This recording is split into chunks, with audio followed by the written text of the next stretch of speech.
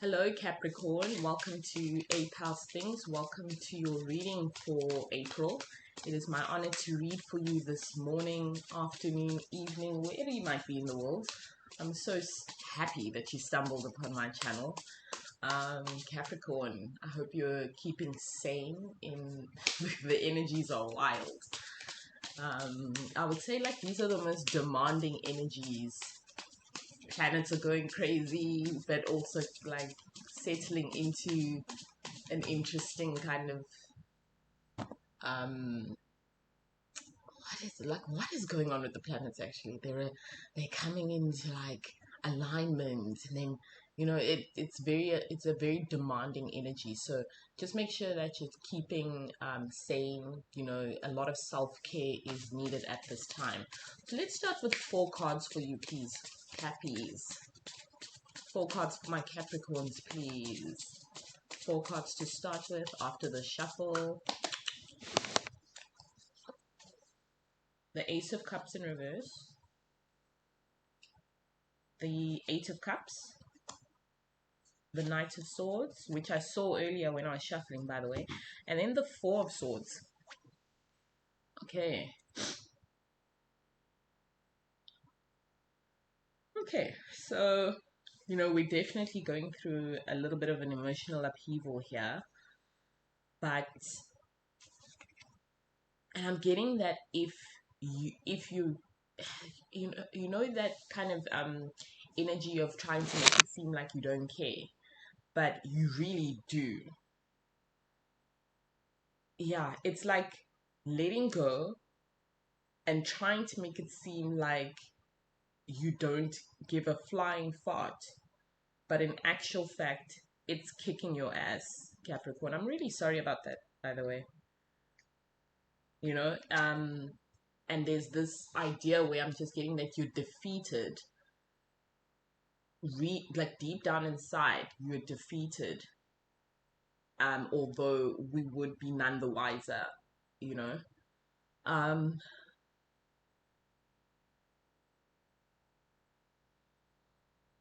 and I think it's because it's expected of you to always be resilient, to always be strong, because that's the way you present yourself. The goat truly is resilient. It truly is such an interesting creature if you really think about it.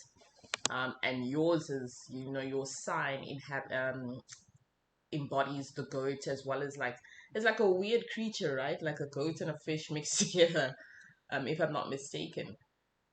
And it's that sensitive side of you that is coupled with a very resilient, very it's a strength that is very particular to you.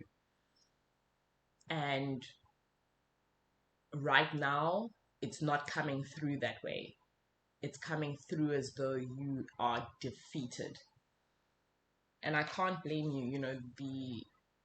The notion of letting go, Capricorn, is it's not it's one of it's I think most people at some point have to learn how to do it. And then there are some who just have a knack for it. And you're surprised at how easy and how simple it is for them. And then you wonder, like, man, do they let go too quickly, even? The way that it's so easy for them to navigate that part of life. And here you are, it's a very sensitive time for you. Very, very emotional time for you here that I'm seeing. And of course, I don't want to necessarily put you in a state of despair, but I do think that it's worthwhile for you to feel what you're feeling before it gets to a point where you suppressed it, and when it does come out of you, it might explode out of you, and we don't want that, Cappy. We're better than that. It's worthwhile for you to feel the things that you need to feel, even if you're going through a point where you're very much in your head and you need to rationalize it. Sorry, that's my alarm.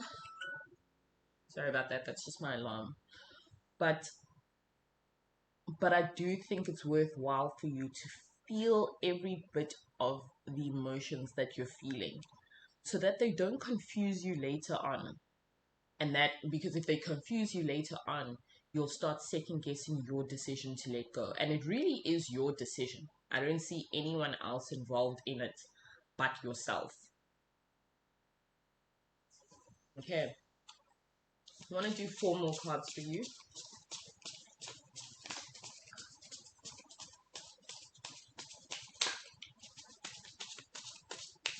Okay, Cap.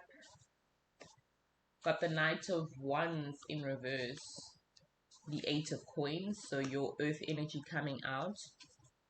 Knight of Swords in reverse. And the 2 of Wands.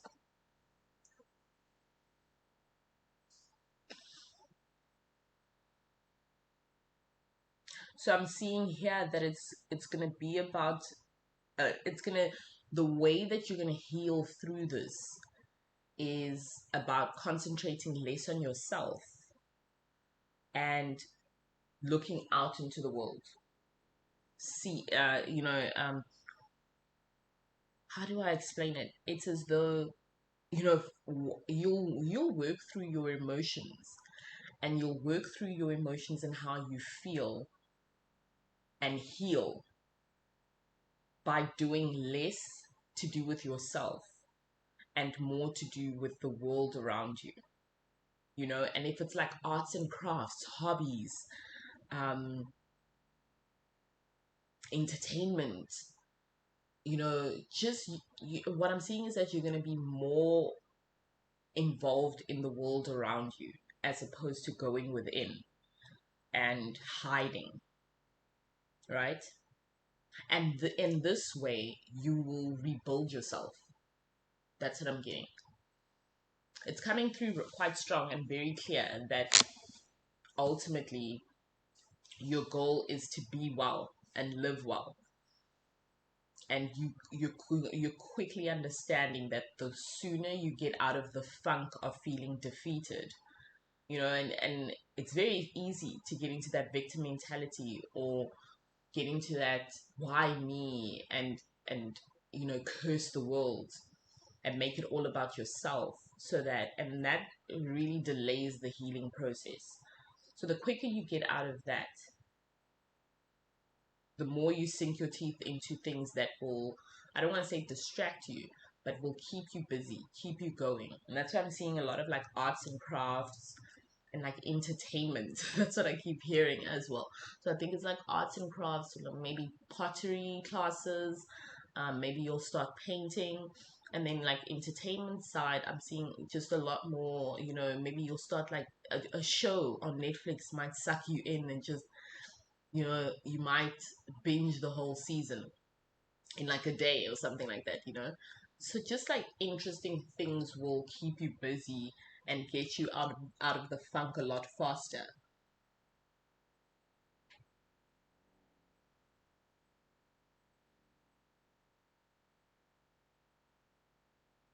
So that for me is a way of acknowledging how you feel and acknowledging that you're going through it, but then also making peace with the fact that they are outlets to channel these very strong emotions that really might confuse you at some times, and then also be a source of comfort at a different stage, because ultimately you made this decision for yourself.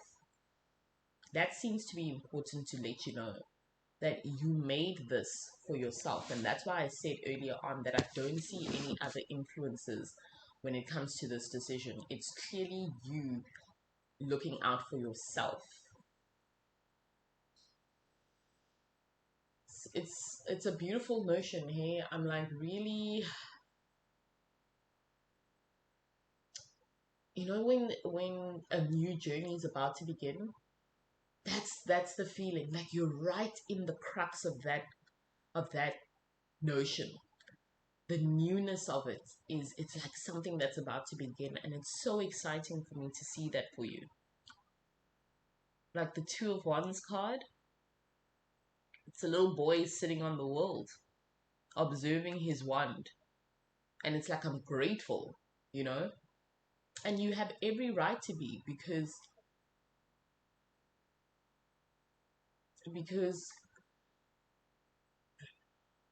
letting go allows the universe to gift you the things that it's been waiting to gift you. And you'll find that you've been blocking that gift, Capricorn.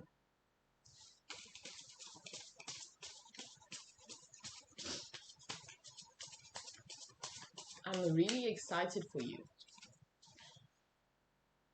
Oh, Justice card. You know, and it's that balance. There's a lot of air in your chart, you know, and that tells me that there's a lot of breakthroughs, a lot of well thought out decisions, a lot of just logical maneuvering in a logical way through the emotions of your life. That seems to be the theme of this reading. And of course, if you execute it that way, yeah, you're coming across, I was going to say, you're coming across a lot like a Libra, because Libras are very much so, you know, you let go, you move on, you usher in the new, fresh energy, and you let go because it's the thing that it's, it's the logical conclusion that you've come to. And in that way, you create the balance that you deserve. You know, you create it. You know, you create it because you're gifted by the universe to create it. Makes sense to me. I hope it makes sense to you. You know, and there's so much air in your chart, so much fire. I mean, air in your reading and fire in your reading. It's just telling me that at this point, you know, the universe is collaborating, all the energies are collaborating for the best possible outcome for you, and the outcome speaks for itself. It's the Justice card. It's balance.